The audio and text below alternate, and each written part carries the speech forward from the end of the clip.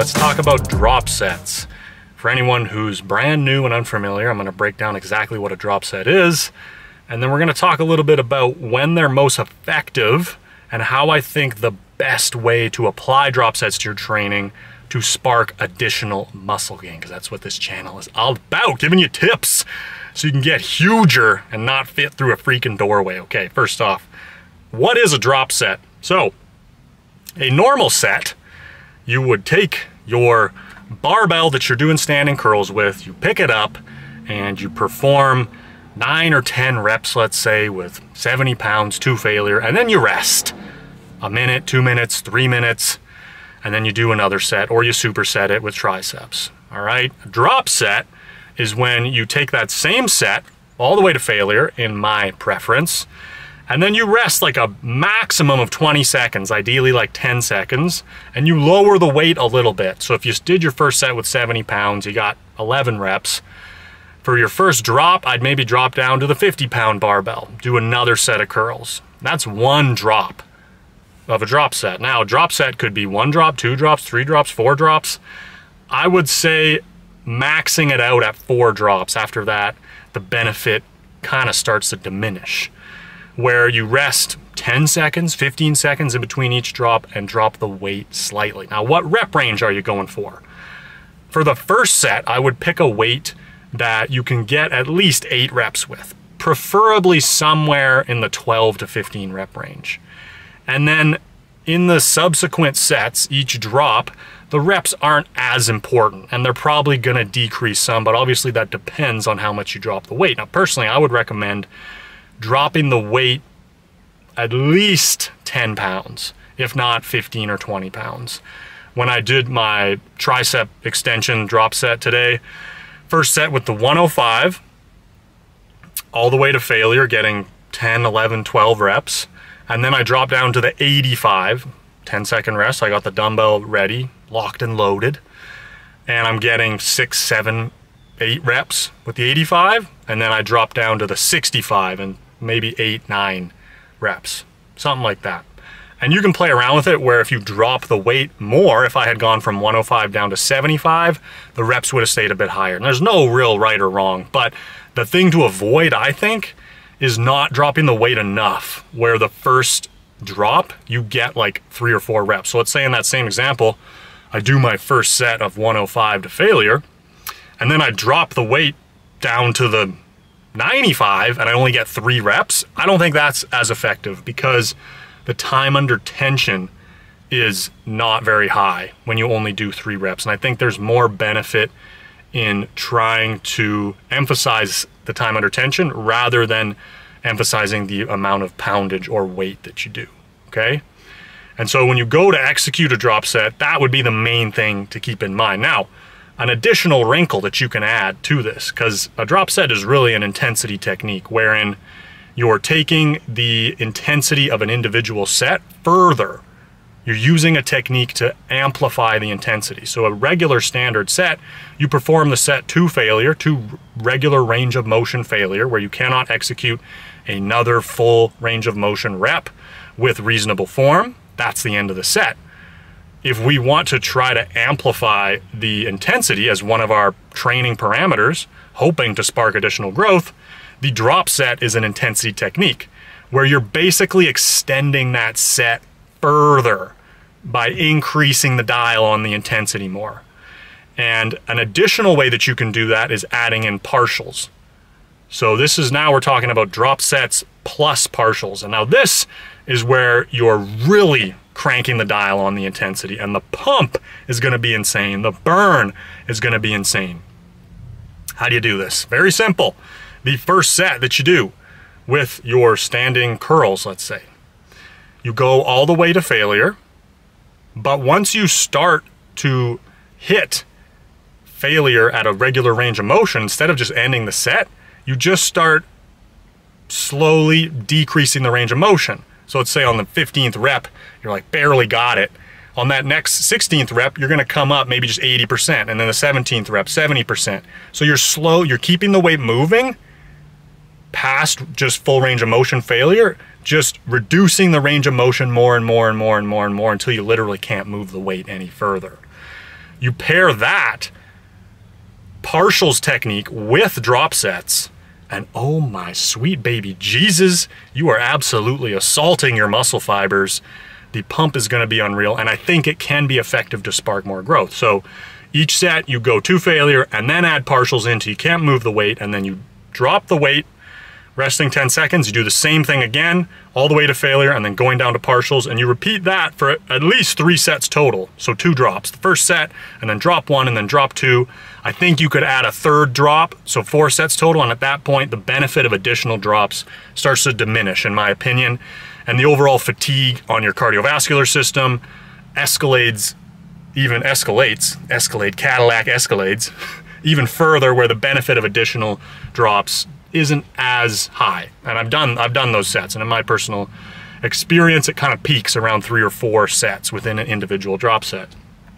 So adding that wrinkle in is another way to amplify the intensity even further to try to create more growth. Now, when is it actually effective and beneficial to do this? I think this is the key point, or the key ingredient that you need to take away from this discussion to apply to your training depending on where you're at. If you're really new and you're a beginner, I don't think drop sets or partials are necessary or are going to be that effective for you, because standard regular sets with extended rest times in between and focusing on progressive overload is the primary driver of your growth, in my opinion, in my experience, through the first 1, 2, 3, 4, maybe even 5+ years of your training.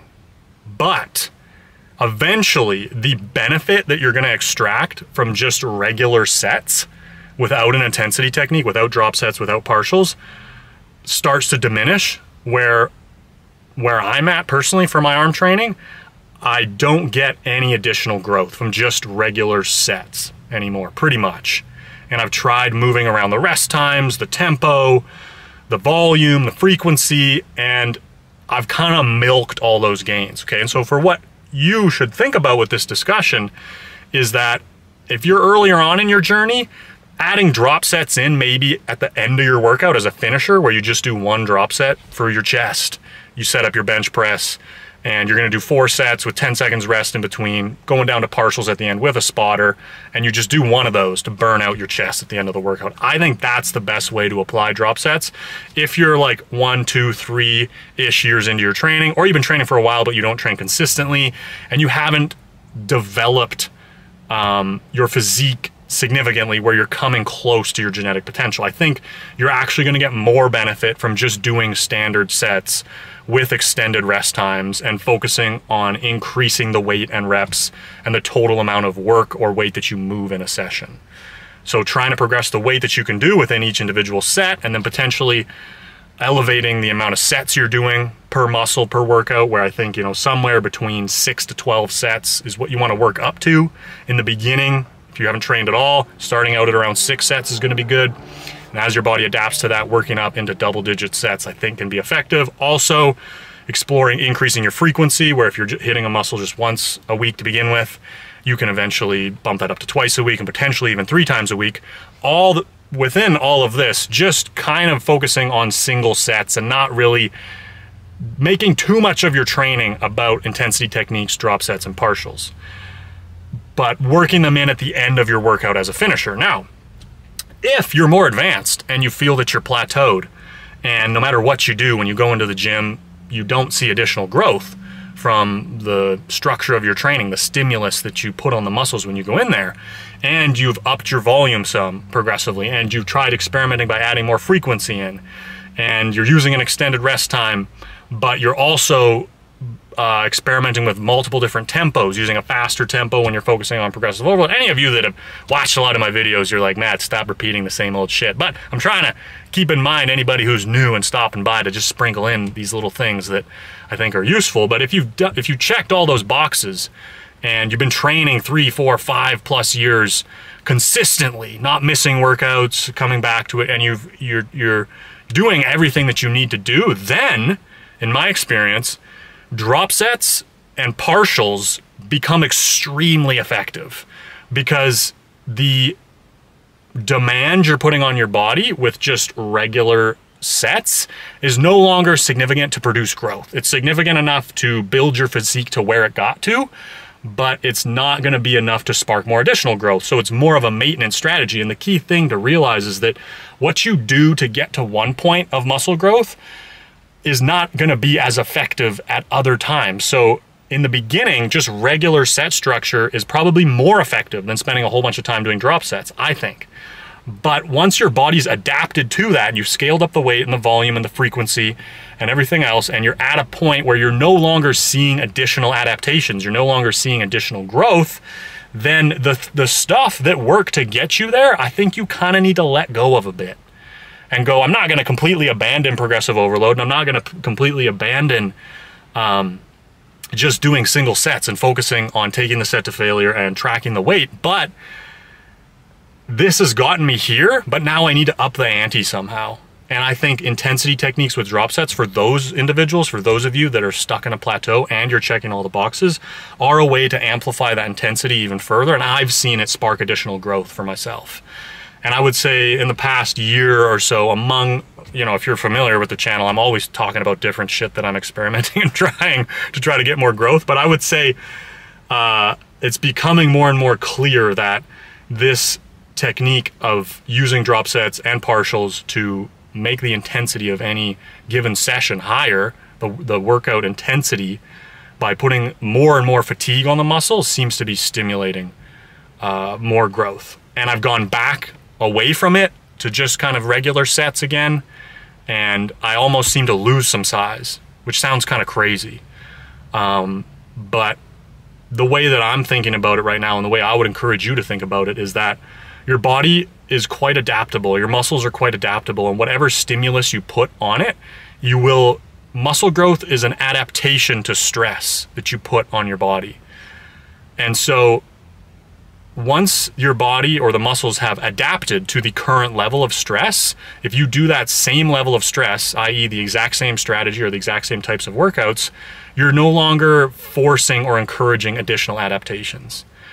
And so I think as you get more advanced, using extreme techniques like drop sets and partials becomes more effective, because you need some more extreme stimulus to force additional adaptations, if that makes sense.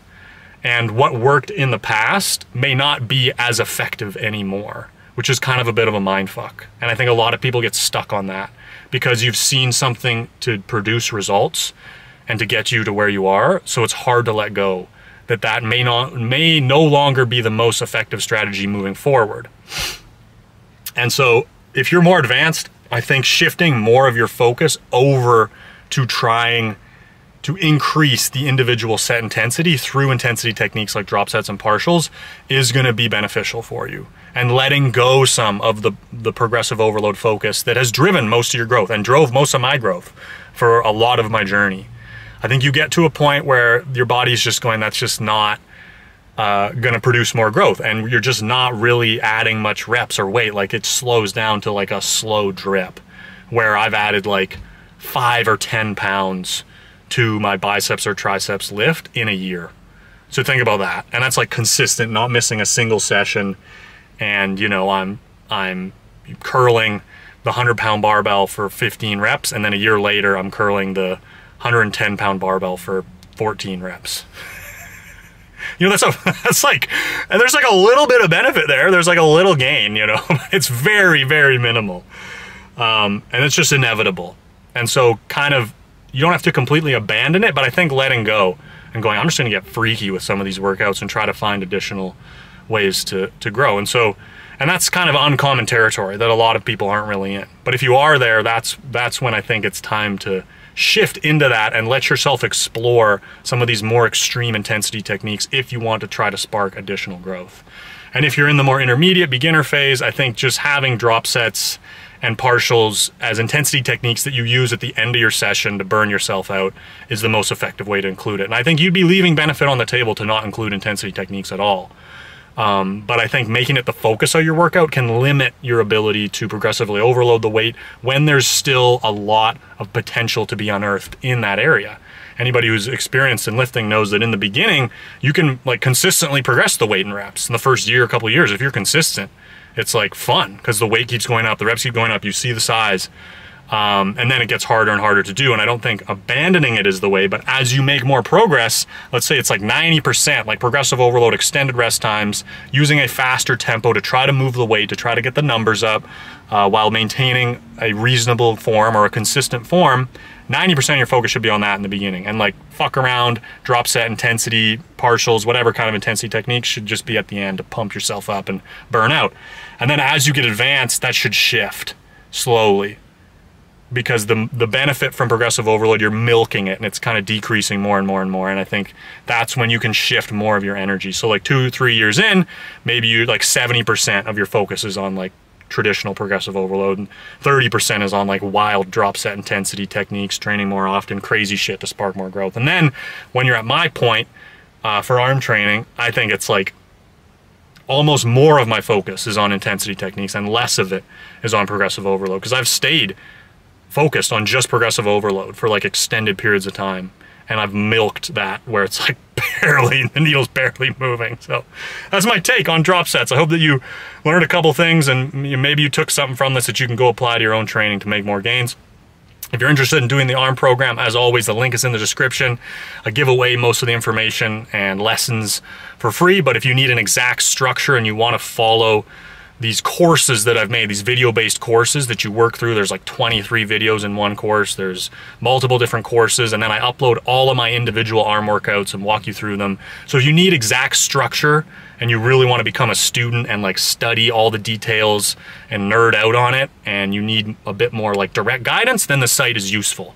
And it's $9 a month and you can follow along, you can cancel anytime you want. But the last thing I want to do is like promote a training program to make you think there's some secret, which is like so common in the fitness industry. There's no fucking secrets, man.